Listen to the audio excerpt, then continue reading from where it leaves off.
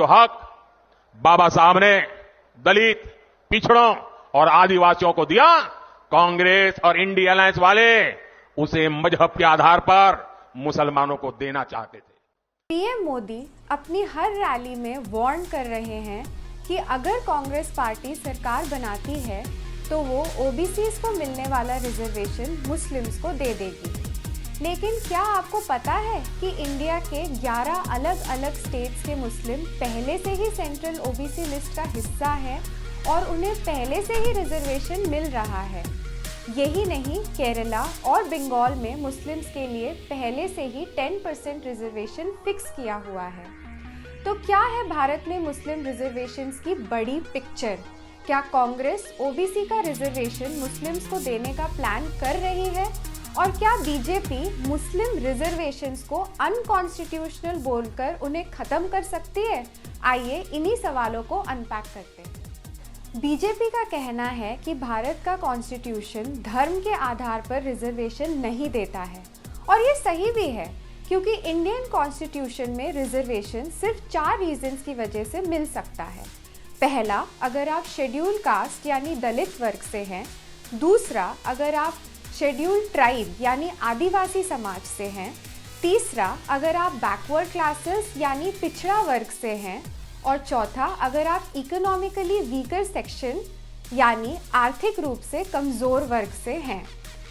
इनमें से पहली कैटेगरी यानी दलित कैटेगरी में मुस्लिम्स को कोई रिजर्वेशन नहीं मिलता है, क्योंकि सपोजिडली मुस्लिम्स में कास्ट सिस्टम होता ही नहीं है, जो डिबेटेबल है। लेकिन फिलहाल सिर्फ इतना जान लीजिए कि दलित के अलावा बाकी बची हुई तीनों कैटेगरीज में मुस्लिम किसी न किसी रूप में रिजर्वेशंस का हिस्सा हैं।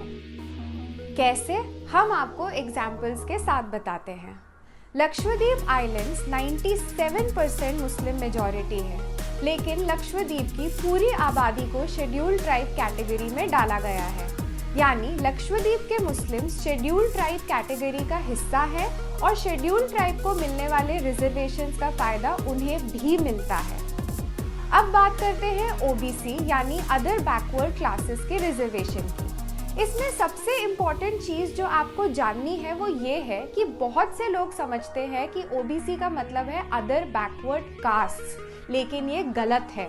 ओबीसी का मतलब है अदर बैकवर्ड क्लासेस यानी पिछड़ा वर्ग, और इस कैटेगरी में उन लोगों को रखा गया है जो सोशल और एजुकेशनल रूप से पिछड़े हैं। ओबीसी रिजर्वेशन में दूसरी इम्पॉर्टेंट जानकारी ये है कि इसमें 2 कैटेगरीज या 2 लिस्ट हैं, सेंट्रल ओबीसी लिस्ट और अलग अलग स्टेट्स की अपनी ओबीसी लिस्ट। पहले बात करते हैं सेंट्रल ओबीसी लिस्ट की। सेंट्रल ओबीसी लिस्ट में जो मुस्लिम्स शामिल हैं उन्हें सेंट्रल यूनिवर्सिटीज़ और सेंट्रल जॉब्स में रिजर्वेशन मिलता है। इस सेंट्रल ओबीसी लिस्ट में भारत के अलग अलग 11 स्टेट्स के मुस्लिम्स को शामिल किया गया है। जैसे उत्तर प्रदेश में कायस्थ और तेली मलिक मुस्लिम्स को ओबीसी लिस्ट में शामिल किया गया है।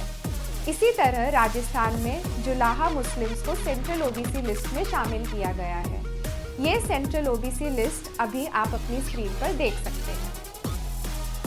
लेकिन सेंटर के अलावा स्टेट गवर्नमेंट्स भी अपनी अलग ओबीसी लिस्ट बनाती है और इस आधार पर अपने एजुकेशनल इंस्टीट्यूट्स और सरकारी नौकरियों में रिजर्वेशन देती है। कई स्टेट गवर्नमेंट्स ने अपने ओबीसी रिजर्वेशन में मुस्लिम्स के लिए अलग से रिजर्वेशन की व्यवस्था की है।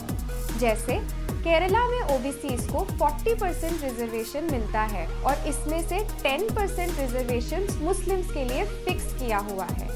इसी तरह तमिलनाडु में ओबीसी रिजर्वेशन में 3.5% रिजर्वेशन मुस्लिम्स के लिए फिक्स किया हुआ है। वेस्ट बंगाल में भी ओबीसी रिजर्वेशन में 10% रिजर्वेशन मुस्लिम के लिए ही फिक्स की गई है। कर्नाटका में 32% ओबीसी रिजर्वेशन में 4% रिजर्वेशन मुस्लिम के लिए फिक्स किया हुआ था, लेकिन 2023 में इसे बीजेपी सरकार ने खत्म करके वोकलिंगा और लिंगायत में बांट दिया है। अब चीफ मिनिस्टर सिद्धरमैया इसे फिर से शुरू करने की कोशिश कर रहे हैं। आंध्रा में कांग्रेस सरकार ने 2 बार मुस्लिम्स को ओबीसी रिजर्वेशन में अलग से 5% रिजर्वेशन देने की कोशिश की है, लेकिन दोनों बार आंध्रा हाईकोर्ट ने इस पर रोक लगा दी। फिलहाल कर्नाटका और आंध्रा के ये दोनों मामले सुप्रीम कोर्ट में पेंडिंग हैं।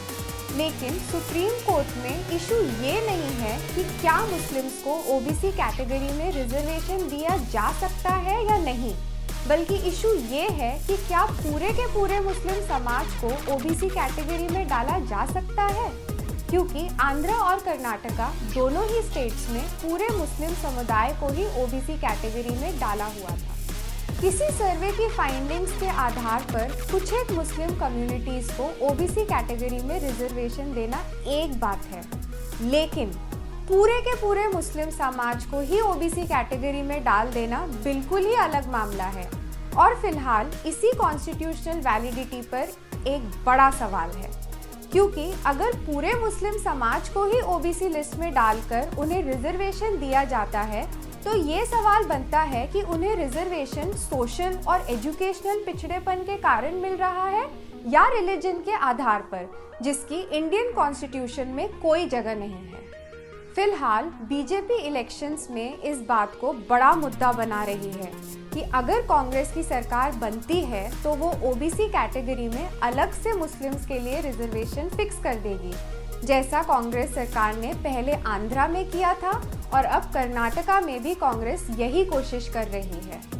आप इस बारे में क्या सोचते हैं? क्या ओबीसी कैटेगरी में मुस्लिम्स के लिए अलग से रिजर्वेशन फिक्स किया जाना चाहिए? हमें कमेंट करके ज़रूर बताएं।